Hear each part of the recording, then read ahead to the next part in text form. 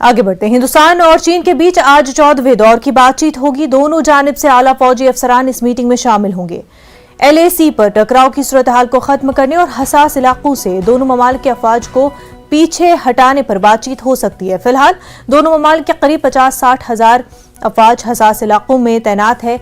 वाज़ेह कि 2020 में हिंद चीन अफवाज के दरमियान मुश्तइल झड़प के बाद दोनों ममालिक के दरमियान सरहदी तनाज़ा बढ़ गया है। गुज़िश्ता 1 जनवरी को चीन ने हिंदुस्तानी इलाके को अपने हिस्से में शुमार करते हुए एक प्रोपेगेंडा वीडियो जारी किया था, जिसके जवाब में हिंदुस्तानी अफवाज ने भी ऐसे ही कुछ तस्वीर शेयर किए और चीन के झूठ से पर्दाफाश किया।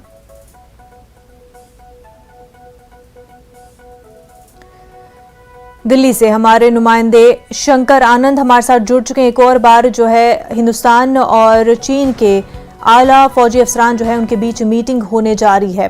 शंकर, किन मुद्दों पर बात होगी? काफी अहम बातचीत है क्योंकि इससे पहले भी हमने देखा कि वीडियोस और फोटो शेयर हुए। इस बीच ये मीटिंग काफी अहम है। निश्चित तौर पर देखिए, कूटनीतिक प्रयासों के बाद भारत और चीन के बीच आज जो होने वाली बातचीत है वो शीर्ष कोर कमांडर के स्तर की जो वार्ता है वो रचनात्मक दिशा में बढ़ने की काफी उम्मीद है। और इसमें पूर्वी लद्दाख के LAC पर हॉट स्प्रिंग, गोगरा, देपसांग जैसे इलाकों में सैन्य गतिरोध खत्म करके सैनिकों को हटाने के मुद्दे पर अहम बातचीत होगी। भारत और चीन के शीर्ष कमांडर के बीच LAC की जो तानातनी है खत्म करने के लिए ये 14वीं राउंड की ये बातचीत हो रही है। और इस मामले में तकरीबन जो है सुबह 9 बजे का वक्त जो है वो मुकर्रर किया गया था बातचीत करने के लिए। हालांकि अभी वहां से अपडेट हम लोग को औपचारिक तौर पे नहीं दिया गया है, लेकिन जो वक्त मुकर्रर किया गया था जी वो चीन के मोल्डो इलाके में सुबह 9 बजे का वक्त मुकर्रर किया गया था। और इस जो सैन्य सुरक्षा प्रस्थान से जुड़े हुए जो हमारे सूत्र हैं वो बताएगा कि वाकई में आज की बातचीत जो है काफी महत्वपूर्ण होने वाली है।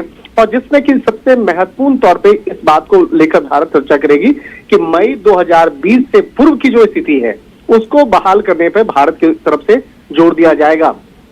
और इसी बात को लेकर आज तमाम बातचीत हो रही है। एक तरह से कह सकते हैं कि आज की बातचीत जो है तकरीबन देर शाम तक 5 बजे के बाद जो है अपडेट मिल जाएंगे कि किन किन मुद्दों पे बातचीत हुई और किस तरह का एक समाधान ढूंढने का प्रयास किया गया है। जी शंकर आनंद, बेहद शुक्रिया आपका।